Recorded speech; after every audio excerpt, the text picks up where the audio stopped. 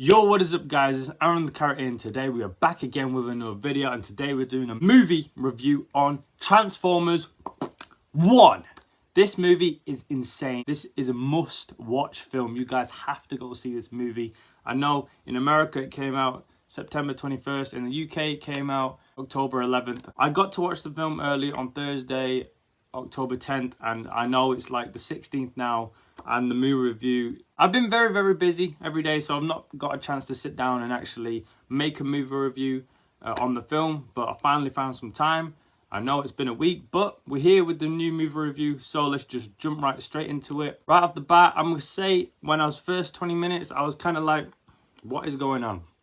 Because D16, why is his Megatron's name D16? Later on, it makes 100% sense why his name had to be D16 and not Megatronus, because usually, well, I grew up with Transformers Prime, and in that, when they did the origin story, his name was Megatronus and he was like a gladiator and everything. That past was like when Optimus Prime is like a smart librarian type thing, like a clerk or something like that, and Megatron and Orion Pax are like best friends. But this story went really back in time, like it went way back to like before G1 and everything. So the way they did it was so good because the lore was perfect. It was on point with the lore. The minus situation, like Optimus was never a Prime and D16 was, well, we never really knew about the minus situation because they could get away with that because we never got that far back, right? This film, we are like the furthest back in Transformers that we've ever been to, ever. We've never been this far back in time before. Like, this is like proper ages ago, which is good, and this is why it works. You've got Sentinel Prime in this, and I was not expecting that. They should have given him the red, though, because obviously from Transformers Dark of the Moon, everyone knows Sentinel Prime as red, and you gave him blue, the opposite, which I was kind of annoyed at that. That was one factor that annoyed me. They should have made him red, just because keep the characters the same colours. Just keep them the same colours. It's not that hard, man. Keep the characters the same. Why did they have to change it? I hate when they do that. But anyways, the lore was, yeah, as I was saying, you've got Alpha Trion. He's talking about, you know, the matrix of leadership and everything. And everything was on point. Like, it all made sense. You've got the Quintessons in this. Because obviously they had to be in this because they made a deal with Sentinel Prime. And that whole situation I didn't see coming. I was like, yo, what? Because usually the Transformers and the, like, even the Decepticons, like, all the Transformers in general hate the Quintessons. And there's the big war. I thought we were actually going to see the war happen, like the Quintesson and Transformers war, but no, we didn't. We just saw the Quintesson just have so much more power over the Transformers. And what they, like, just because of how the Quintessons at the show was really cool. They were massive as well. Usually in G1 they're like pretty small, and they're the squid looking things with tentacles. Very weird. They've got 4 faces on each. Like, they've got 4 heads. Like the main 4 Quintesson cancels. I hated them. Really hated them. In all of G1, I hate the Quintessons so much. They pissed me off. But the design in this was way better than what they looked like back in G1. But I feel like that, because it's really far back, that's like the first design of the Quintessons. And maybe as, like, if we get a sequel to this, we'll get the changing as it goes on, and we'll get the 4 stupid faces looking around more to G1 style. Because I feel like in Transformers 2, the sequel, and it has to get that sequel, because I feel like that's where we get like the start of G1 and everything. I really enjoyed the world building of this. Like, Cybertron was amazing. I loved how it was like new, like all the stuff that it could do, like the raceway track and everything. It was all like very modernized. Modernized? The fuck? It was very futuristic, and all what the world could do was very futuristic with Cybertron. I quite enjoyed that with the train and everything. I think they did a really amazing job on the visuals. Are really good as well. Optimus Prime, Orion Pax was a legend throughout the film. I enjoyed myself throughout this whole journey. I was laughing at every scene Bumblebee was in. Bumblebee had the funniest lines ever. This guy was badass Ultron, and it just the shit was so funny every time he met someone new. Yeah, I was dying in there. Me and my mates, we loved the film. I will say, Alita 1, she wasn't in it that much, but she was cool.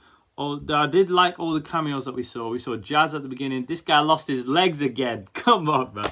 This brother Jazz does not stop losing his legs. First, Megatron rips him off, and here, this mind thing just knocks out his legs or something. Oh, my days. They keep doing Jazz dirty. I'm surprised we didn't see Cliff Jumper in this, or maybe I missed that one, but we saw RC at the end. I think we saw Wheeljack in there somewhere. Brawn? I don't think we saw Brawn. I don't think I saw him. Ironhide. I don't know if he was in there. I was looking out for Ironhide, but I don't think I saw him anywhere. But yeah, I definitely saw some cameos in there. I need to watch it again to catch everything. Seen Alpha Trion transform. I didn't know he had to transform into that beast thing. That was so cool. Giving him the spotlight he deserved that in that scene where he's just killing the other Decepticons.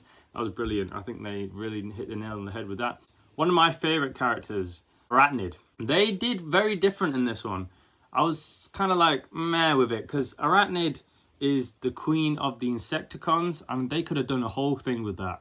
But there was no Insecticons in this film. So I was like, what? So you got Arachnid, but you don't have, like, you know, all the Insecticons and everything. So she was kind of a different... She didn't die as well. She did survive. She was not dead, but she was a very badass fighter, to be fair. When she showed up on screen, she was very mean. It was a different design. I felt like I wanted Arachnid to be more, like... Because basically they made her just a robot, basically. I know they're all robots, but like proper robot type. Which she's more of a commander type thing. She's more of a leader. Which she was kind of like second bowing down to Sentinel Prime. So I was like, I don't know. I feel like they could have done her character slightly better than what they gave us. But I was still fine with her performance overall. It was still pretty cool because she was badass. But I feel like the design could have been better. The design was a bit weird. They could have given her a better design. Because let me tell you, the three of the badass designs that we got from Decepticons, Starscream, Shockwave, and Soundwave. The big three, they killed it, man. I loved their designs. Spot on. Absolutely perfect. And those three are my favourite Transformers. Those three alone.